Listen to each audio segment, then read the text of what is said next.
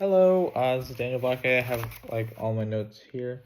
You can see whatchamacallit. This is the first question where I have all my work here, using the null hypothesis equations and everything like that. So here it's our P1 is randomly selected private schools, P2 random selected public schools, as you can see right here. And then from there, I kind of just list the things. I mean, these are the questions from a bit ago. So it's n1 equals 38, x1 equals 15, and then p1 equals 15 over 38. And then the public schools, it's the same. You do the same thing where it's n1 equals 33, x1 equals 17, and then p2 equals 17 over 33.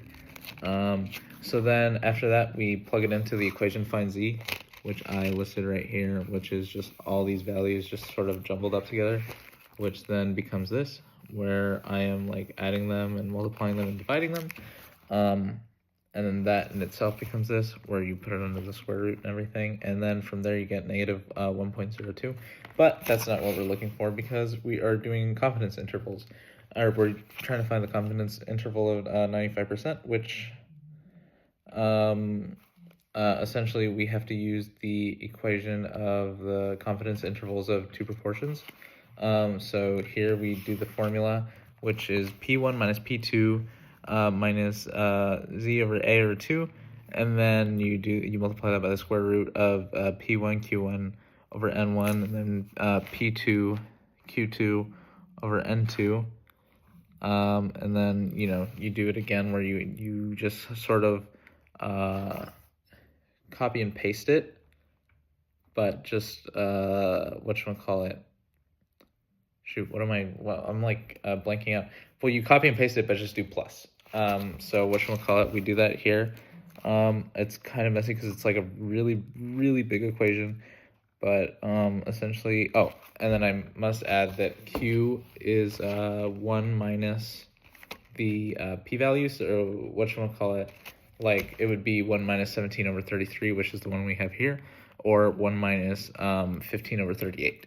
So whatchamacallit, from there we do pretty much, you can see here I do the equation where I started off with sorry, I have pneumonia. 15 over 38 minus 17 over 33, which is the P1 minus P2,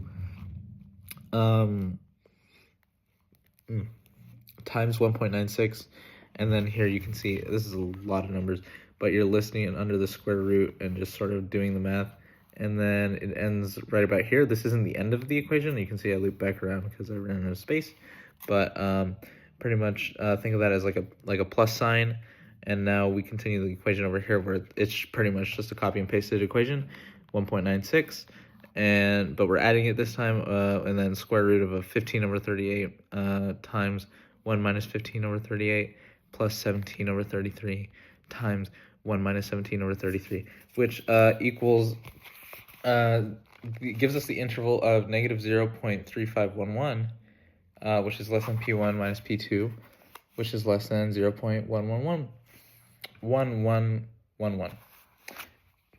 That's that one.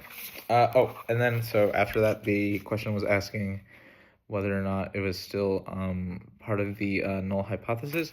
Well, here actually, yes, 0, or it wasn't asking that. It was asking if 0 was in the confidence interval, which it is, because you can see it's negative 0.3511 and then 0.1111. So whatchamacallit, so it's, yes, it is in the confidence interval, and therefore we are not rejecting the null hypothesis. Okay. So going on to the next question. I listed this because it was number 2 in the knowledge checks, but really this is question number 3 on the demonstration. So here we're doing the same thing. Whatchamacallit, x equals, pretty much you can see, I mean, I have all my work listed here where x is equaling 150, all this stuff over here, and we're just plugging it in the equations again. But this time around, we get negative 3.48 as our answer, and it doesn't fall into the middle here, so we are rejecting the null hypothesis. But once again, this is just the question from before. We are doing the confidence interval once again. So here we find that u1 minus u2 equals x1 minus x2 minus z, then a over 2. Oh my god, Jesus. Okay, so pretty much we just have to plug this in all over again. 150 minus 169, which is negative 19, which is an important value. And then all of our stuff that we're putting under the square root. So here we get 625 over 32, which equals 19.531. And then we get 361 over 35, which is 10.314. So we add both of these, and remember they're still under the square root, so it becomes 29.845 under the square root. So we square root that, and it's around 5.47. So once we get that number, we can do 1.96 times 5.47, which we get 10.73. And then from there, we just sort of use the negative 19 value that we had, where it's negative 19 minus 10.73 equals 29.73, and then negative 19 plus 10.73 equals 8.27. Whatchamacallit, so there we get the interval of negative 29.73, which is less than u1 minus u2, and then negative, which is less than negative 8.27. So then that's pretty much our confidence interval there.